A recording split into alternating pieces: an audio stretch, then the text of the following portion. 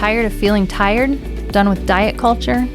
Overwhelmed by conflicting nutrition and fitness messages? Then join us, your hosts of the Nutrition Revolution podcast, as we take a deep dive into all things women's fitness and nutrition. I'm Kimberly. And I'm Tabitha. And together we are debunking diet culture myths and giving you the tools you need to finally see the results you're looking for. It's time to revolutionize your nutrition and training. Welcome back to another episode of the Nutrition Revolution podcast. Today we are going to talk about our cycles.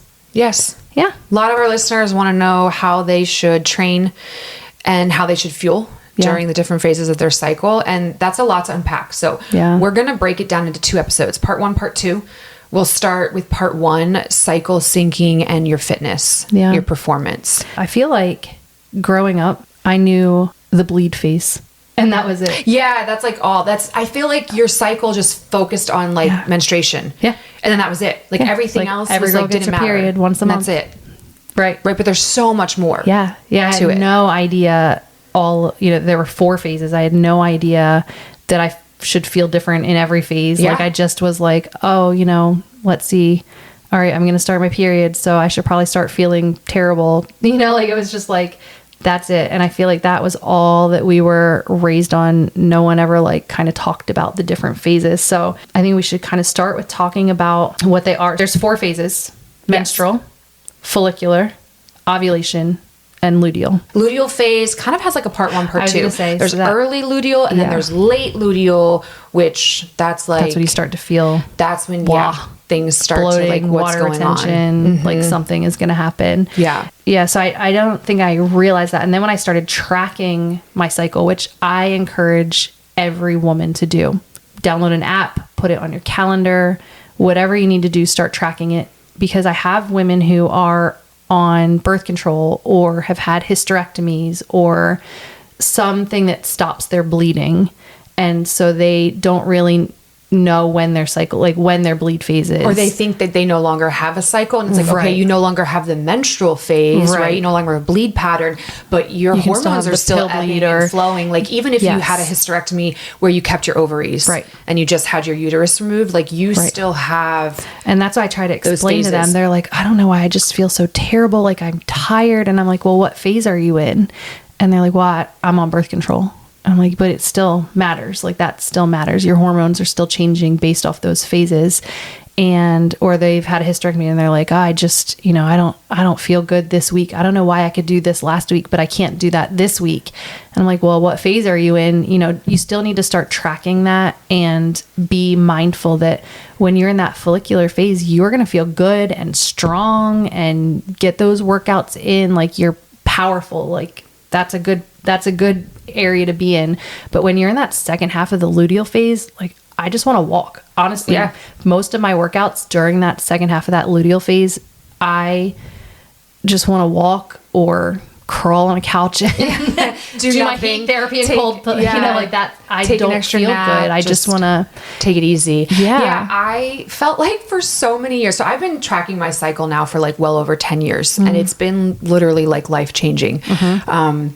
And up until that point and self-educating, both, formally and informally about what's going on with my cycles and how it impacts everything. I just had no idea. I just felt there were some days when I felt superwoman and I could do, lift heavy and push it hard. And then a week or 2 later, I'm totally gassed and thinking, what's wrong with me? Why was I able to do this hard work before? And now all of a sudden these same efforts are just not happening. And even though I maybe knew it has something to do with your period, I didn't fully understand what was actually going on. And that you could actually work with your cycle and your unique physiology to have better outcomes and to not feel like you were failing during those times when your hormones are plummeting and you're in that late luteal phase, to work with it. And that actually sets you up for success. Emotionally, you feel okay, I understand what's going on. I've got this. I know how to work with it.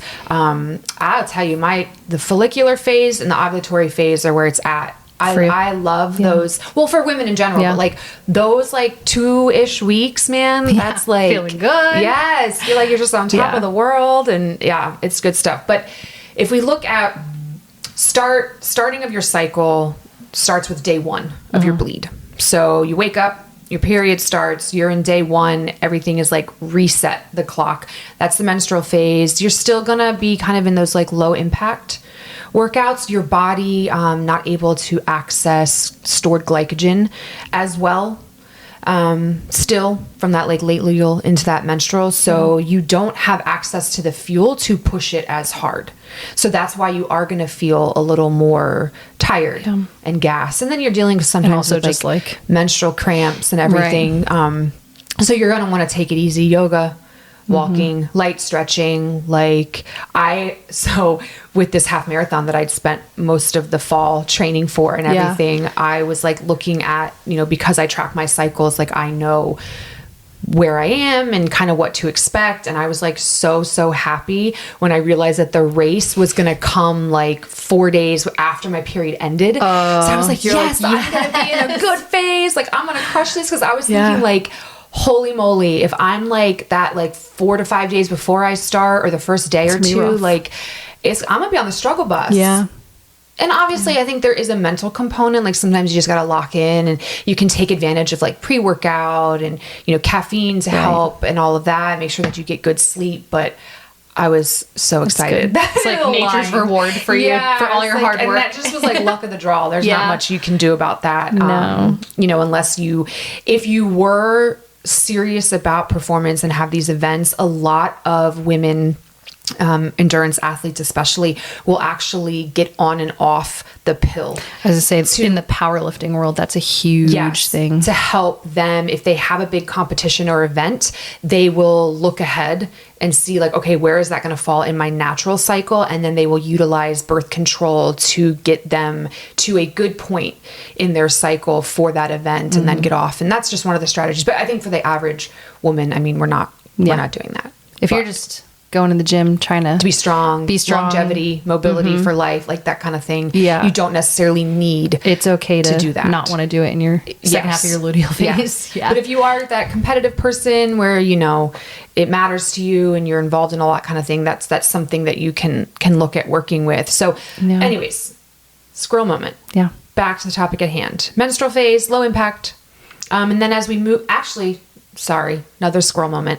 Did you know that by like day 3 of your period, our hormones are most like a man's and we are primed to start hitting those like higher intensities. And a lot of female athletes actually prefer to be a couple days into their period for an event and hit a lot of PRs because in that menstrual phase. Because everything's balanced at that point. Everything is balanced and kind of dropped and like, starting from scratch. Right. Again. And then we move into the follicular phase, which is prepping the body for ovulation. You'll start feeling your energy come back. Get your mojo. Yes. You're feeling good. Yes. Looking good, feeling good. Like you're like, oh, I'm not going to burn my house down and everyone in it. I'm so kind again, guys. I'm sorry for what I said before my period started. Yes.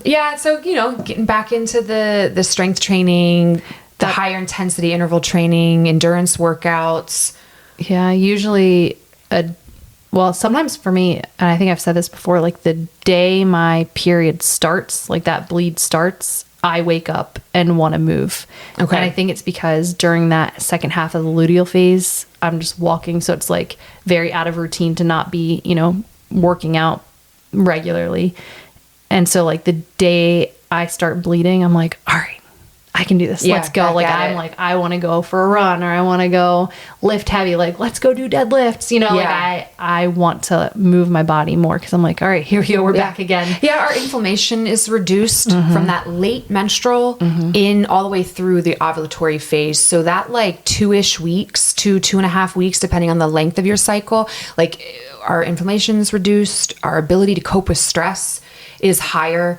We're sleeping better.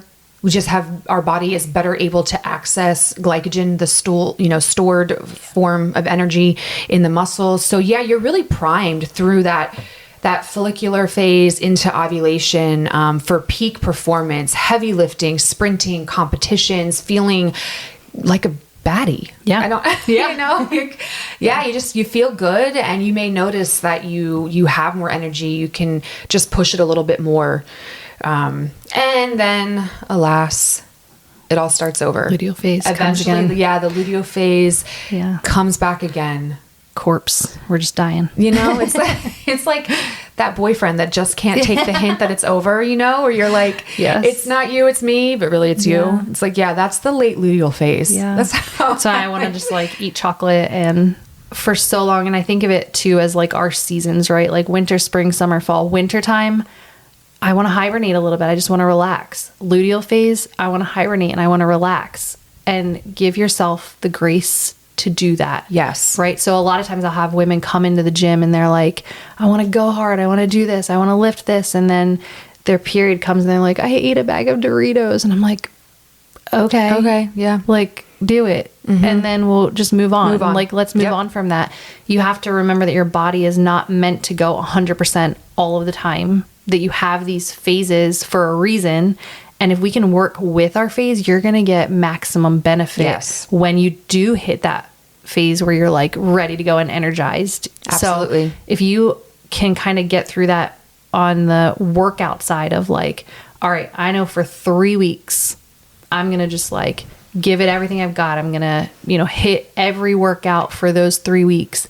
And then if that 4th week in that luteal phase comes and I skip a workout or just need to rest more, your body is telling you to rest more. And rest is so vital and crucial to how your hormones are regulated. Like, you've got to allow your body to do that. And I think a lot of times we don't allow it. We're trying to fight it. And that's when we go into this, like, now I feel miserable and awful and nothing's regulated and I'm just like dysfunction walking. And so if you can just kind of work with that and just allow your body to take a break, go for walks, do some yoga.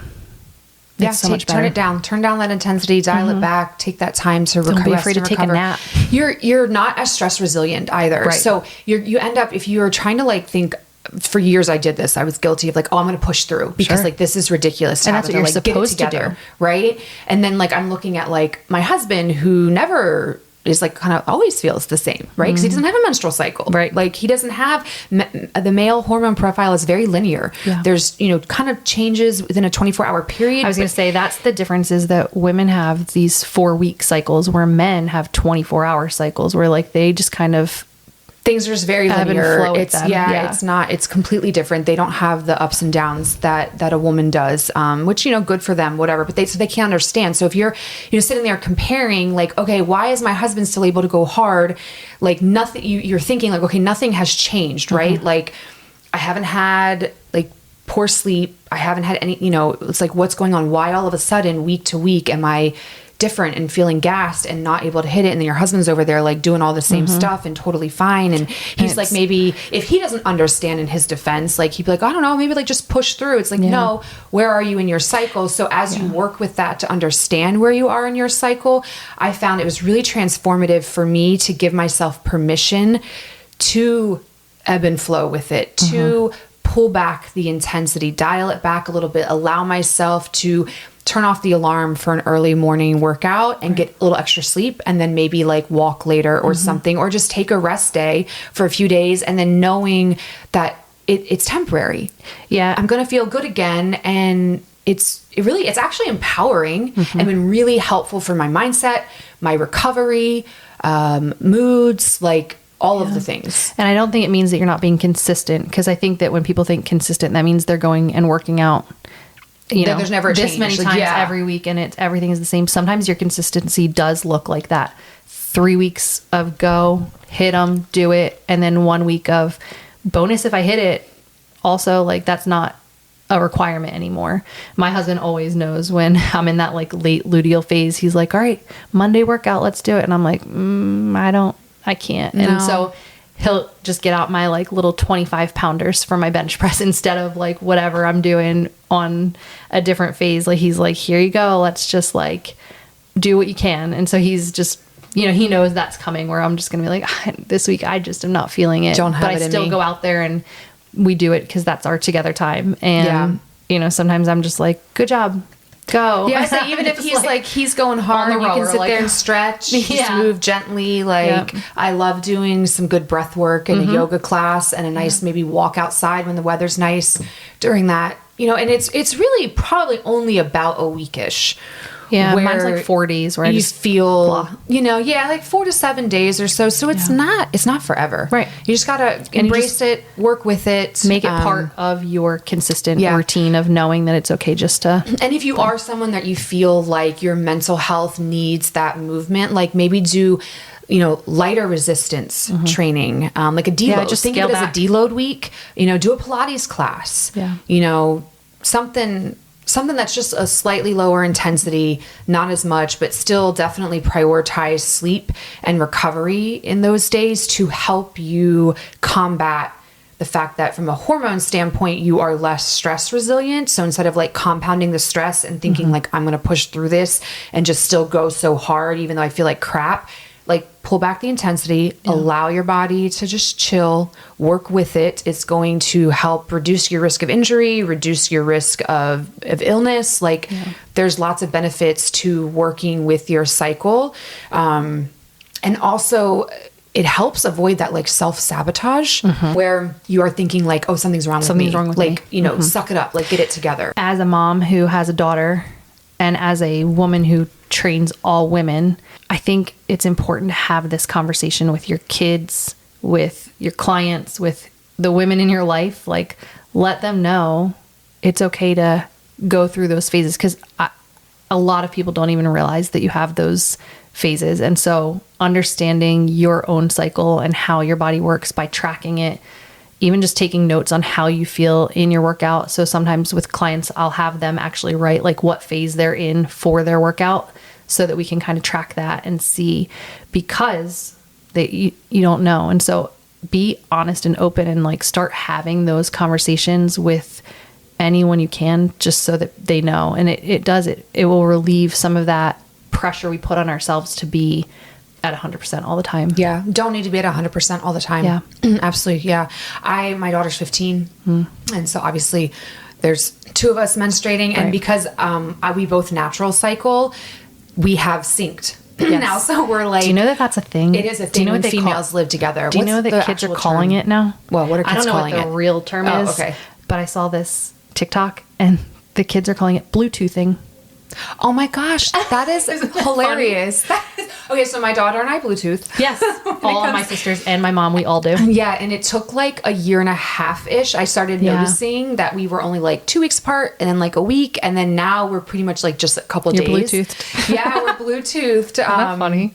And Kids. so I'm always talking to her about what phase of her menstrual cycle she's in. And she's very athletic. She plays soccer and volleyball year round. And like, I'll talk about, okay, you're coming up on your late luteal phase. Like you're probably going to feel a little more tired, like maybe a little less screen time, a little less intensity. I'm like, even maybe like let your coach know. Yeah. If you feel like your performance is just kind of like dropped a little bit, like have that conversation. Coach, just a heads up. Yeah, just a heads up. Like this is where I am in my cycle and I'm here and I'm doing my best, but there's going to be a change. I think I would love to see a world where we normalize the talk of the menstrual cycle and how it impacts a woman, because it literally impacts us, every system in our body. And it's going to change how, there's always that, like, some people get this lower tummy bump that they're like, oh my gosh, what's happening? And I'm like, that's just totally retention in that late luteal phase. Like it's water normal. Retention, the bloating, your doesn't stomach. mean you need to dial in on your nutrition or, go harder. It just means that your body is, and it'll go away in a couple days. Like you just watch and see.